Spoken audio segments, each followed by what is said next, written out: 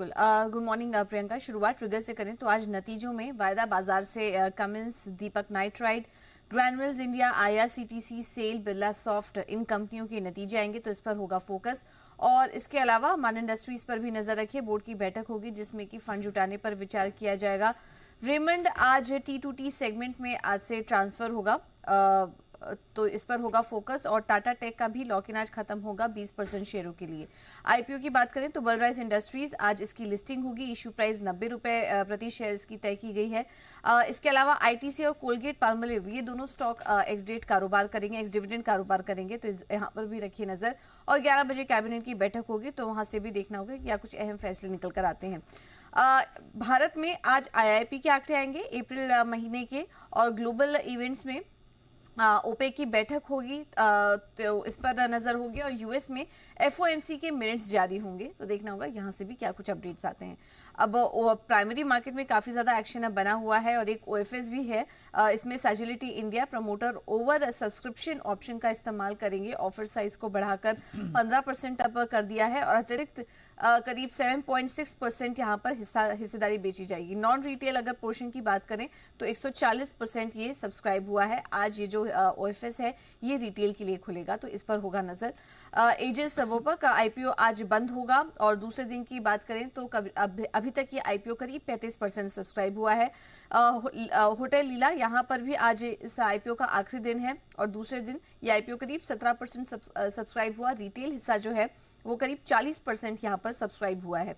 और इसके अलावा प्रोस्टाम इन्फो सिस्टम दूसरे दिन के पहले दिन के अपडेट की बात करें तो आईपीओ अभी तक 3.5 गुना सब्सक्राइब हो चुका है। आज इस आईपीओ का होगा दूसरा दिन। और इसके अलावा स्कोडा ट्यूब्स आज से 30 मई तक ये आईपीओ खुला रहेगा। प्राइस बैंड 130 से 140 रुपए प्रति शेयर है और इसके जरिए कंपनी की करीब 220 करोड़ रुपए जुटाने की योजना है। तो प्राइमरी मार्केट में हम देख रहे हैं कि काफी सारा एक्शन है।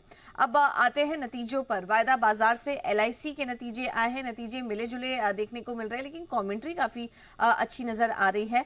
नेट प्रीमियम इनकम अगर इनकी देखेंगे तो 3% की गिरावट है, लेकिन मुनाफा 38% से बढ़ा है क्योंकि इनके मैनेजमेंट कॉस्ट में कमी आई है और कुछ मार्केट गेन भी हुए हैं इनको, तो इसकी वजह से मुनाफे में बढ़त दिखाई दे रही है। एयूएम की बात करें तो वहां पर करीब 6% की ग्रोथ कंपनी ने दर्ज की पूरे वित्त वर्ष के लिए। एनएमडीसी के नतीजे अनुमान से थोड़े कमजोर हैं। आय में 7% की बढ़त है, मुनाफा 2% बढ़ा है कंपनी का। मार्जिन में इस बार दबाव देखने को मिला, हम बढ़त की एक्सपेक्टेशन कर रहे थे। और हिंदुस्तान कॉपर यहाँ पर भी नतीजे मिले जुले नजर आ रहे हैं।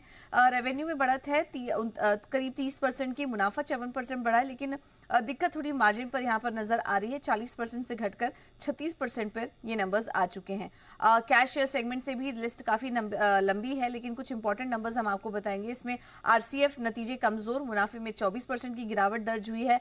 भारत डायनामिक्स के नतीजे भी ऑपरेशनली काफी कमजोर नजर आ रहे हैं। मार्जिन 37% से घटकर 17% पर आ चुका है और मुनाफे में भी 6% की गिरावट इस बार दर्ज हुई है। और आखिर में जिंका लॉजिस्टिक्स नतीजों की बात करें तो नतीजे घाटे से मुनाफे में आ चुकी है कंपनी। रेवेन्यू में 41% की ग्रोथ और 31% की ग्रोथ और इस बार भी कंपनी ने कामकाजी मुनाफा दर्ज किया है। तो इन स्टॉक्स पर रखिए आप नजर। तो ये तो कुछ नंबर्स और ट्रिगर्स हैं, लेकिन और तमाम स्टॉक्स कौन से हो सकते हैं आज एक्शन में? बिल्कुल, खबरों वाले शेयर्स में आईटीसी पर रखिए नजर। आज इसमें ब्लॉक डील होगी। 11,600 करोड़ की ब्लॉक डील होने की संभावना है जिसमें कि बैट यानी कि ब्रिटिश अमेरिकन टोबैको हिस्सेदारी अपनी बेचेगा 2.3%। यहाँ पर करीब 29 करोड़ शेयर्स बेचने की बात हो रही है और फ्लोर प्राइस 400 रुपए प्रति शेयर तय किया गया है। मौजूदा भाव से अगर देखें तो 8% के डिस्काउंट पर, लेकिन अभी भी कंपनी जो शेयर होल्डिंग है कंपनी में वो अभी भी अपनी मेजॉरिटी शेयर होल्डिंग अभी भी ये होल्ड करेगा। तो आईटीसी पर आज नजर रखिए। इसके अलावा एचबीएल इंजीनियरिंग यहाँ पर रखिए नजर। कंपनी को इरकॉन इंटरनेशनल से करीब 101 करोड़ के ऑर्डर मिले हैं। 18 महीने में उनको ये ऑर्डर पूरा करना होगा।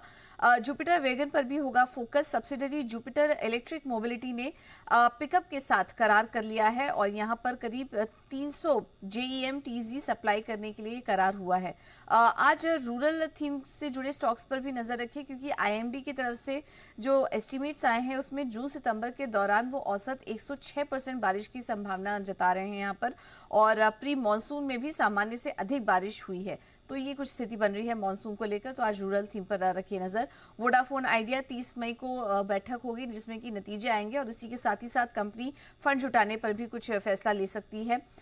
इसके अलावा Coal India, Hindustan Zinc, Oil India, NLC India, इन तमाम कंपनियों पर रखिए नजर, क्योंकि मिनरल ब्लॉक के 5th राउंड में कंपनियों को क्रिटिकल और स्ट्रैटेजिक मिनरल अलॉट हुए हैं, जिसमें कि कोल इंडिया को छत्तीसगढ़ में ग्रेफाइट के ब्लॉक्स मिले हैं और हिंदुस्तान जिंक को भी यहाँ पर करीब 2 ब्लॉक मिले। आखिर में बात करते हैं इंडिया ग्लाइकोल्स की। यहाँ पर 30 मई को बोर्ड की बैठक होगी जिसमें कि शेयर विभाजन को लेकर कुछ फैसला आ सकता है। ठीक है।